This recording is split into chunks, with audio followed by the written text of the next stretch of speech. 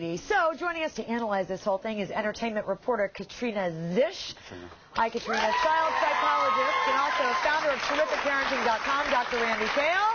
And Jeff Mitchell, he's the president of JMM Talent, one of the oldest and largest children's talent agencies in New York City. You're probably a pretty popular guy, I would imagine. So, Katrina, let's start with you. Who's that trust in?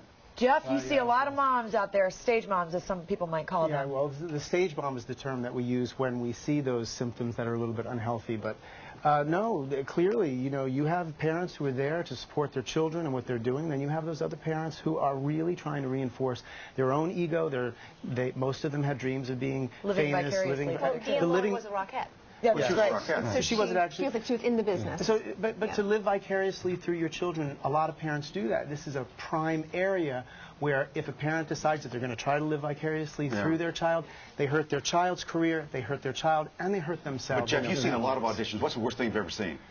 Oh, the worst? There's so many. Worst, I'll give you two really amazing ones. Okay, you got one.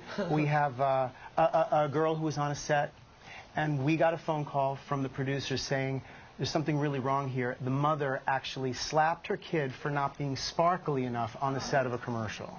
And it's like that swim coach. By the way, who attacked his daughter. We dropped that client. We sent them home. Good for you. And the kid had a lot of potential too. How about this one? We do an open call once a month, right?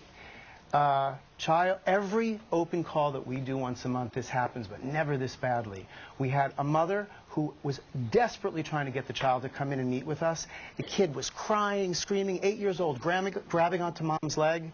I don't want to go in, I don't want to go in, freaking out. It was so sad. And the mother continued to push that child, try to get her in the room for an hour and a half. I walked over to that mother and I said, I whispered in her ear and I said, you are hurting. I can't believe you're doing this. You're hurting your child so badly. The mother looked at me like I was from another planet, and I actually said to her, you need to leave. But this is not the norm, is it? Tell me this is not the norm. Well, let's put it this way. We have that almost every month, but never, never a mother who's going to torture their child in misery for an hour and a half. I mean, what's going on in that mother's brain? What's happening there where she can't see her child's pain? Well, doctor, answer that question.